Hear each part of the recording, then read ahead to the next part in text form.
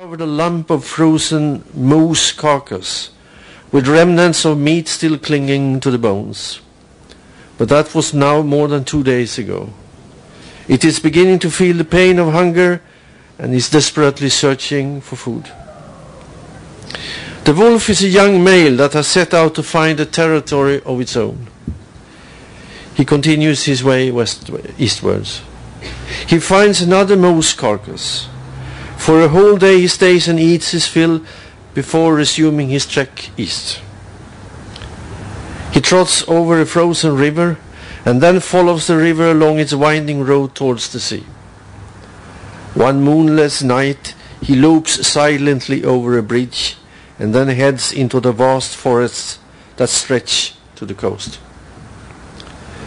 In the early morning of January 13, the wolf reaches Hirsjövallen, a tiny village south of a lake in Hälsingland.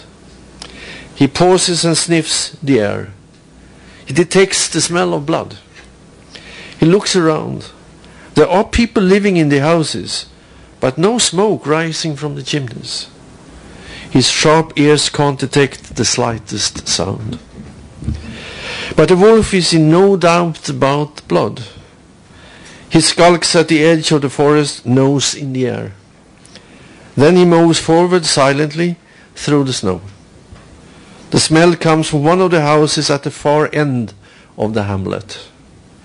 He is vigilant now. With humans around, it's essential to be both careful and patient. He pauses again.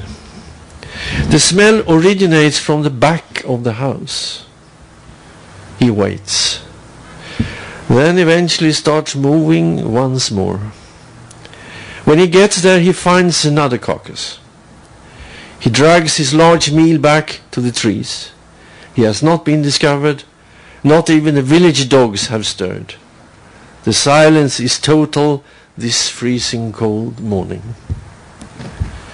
The wolf starts eating when he comes to the edge of the trees.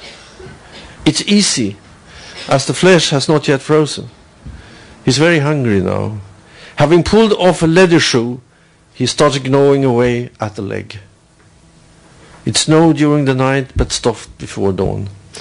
As the wolf eats his fill, snowflakes once again start dancing down towards the frozen ground. And the rest you have to read yourself. Okay.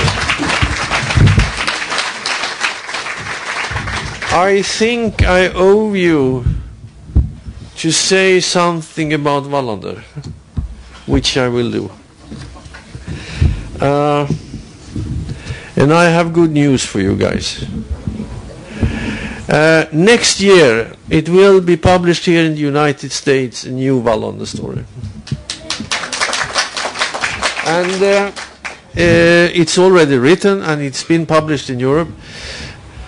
We are not sure about the title yet, but if I translate the Swedish title directly to English, it should be The Worried Man. The Worried Man. And I can assure you it's not only Wallander who is worried. There is another man too that is extremely worried, but that is another story. So he's still alive and kicking, and he will be around next year. And what happens after that, we never know. When I started to write about Wallander, it is exactly 21 years ago. He was born a day in May 1989. Can you imagine? I know exactly. And I had then decided to write a novel about xenophobia, about racism. And since I find racistical attitudes a sort of criminal approach to reality, I've decided to use a crime plot. And then I realized I needed a police officer. And so he was born. And I took the name, by the way, from the telephone book from south of Sweden. I thought there was a short first name and a little longer second name, and well, that was that. Reality is very often very prosaic. Anyhow, I also decided to try to write to show how difficult it is to be a good policeman. That was one of my ambitions. And the second ambition was to show a man who is like you and me, changing the whole time. I didn't want to create a stereotypical person who is the same on page 1 and on page 1000. And the best way of giving you an example that I actually succeeded is what I call the diabetes syndrome. Because after the third novel, I asked a friend of mine who is a doctor and who had read the novels, and I said, if you would imagine this guy getting a disease, what would that be? Diabetes, she said immediately. The way he is living, what he's eating, he's not exercising, he will have diabetes. And so I gave him diabetes, and he became even more popular. Because of the fact that people get diabetes in reality. Can anyone here imagine, for example, James Bond stopping to give him a shot of insulin before he starts running again? No, it's not possible. So I really think that this is at least one of the answers why he has become so popular in so many different cultures. The fact that he is an ever-changing man. He is like you and me. And to finalize this with Wallander, I'll tell you another very funny thing that happened to me about Wallander, then I will stop. It was in 1994. In Sweden we were waiting to have an election whether we wanted to be member of the European Union or not. And at that time I was in Sweden, I was walking a street in Stockholm, and he came up to me, an old, very well-educated man, and said, "Excuse me, I think I know who you are, and I have a very important question for you." "Ah, yes," I said. And then he asked me very, very seriously, like this, "I would very much like to know whether Mr. Wallander is going to vote yes or no to the European Union." And he was very serious, so I thought, my God, what am I supposed to answer to that? I never honestly had thought about that. So then I thought a little, and then I answered, which I think was a very, very intelligent way of getting out of it. I said that I believe that he's going to vote opposite to what I vote. And then I left as quickly as possible.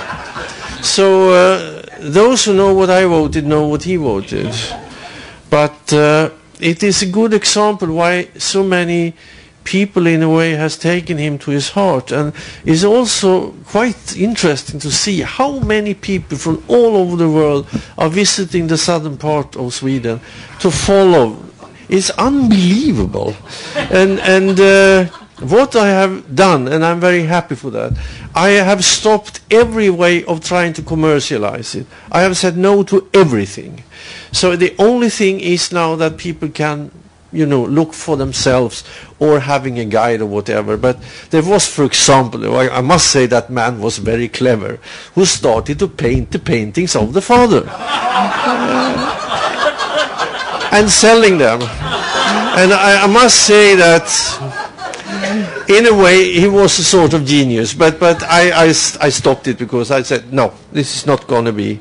And you know, people want to make caps and all. I said no to all of that.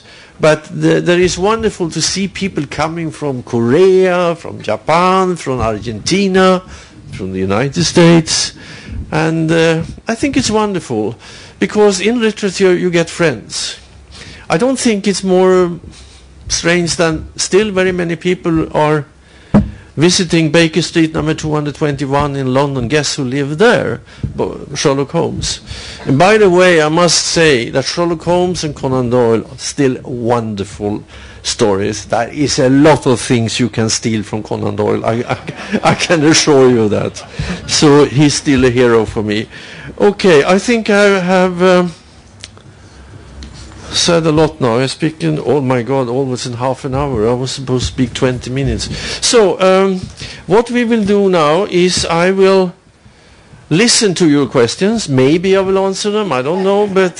And we will not take too many questions, because then I guess I have some signing to do. So let's take a few questions, if there are any questions. There is this nice woman who introduced me.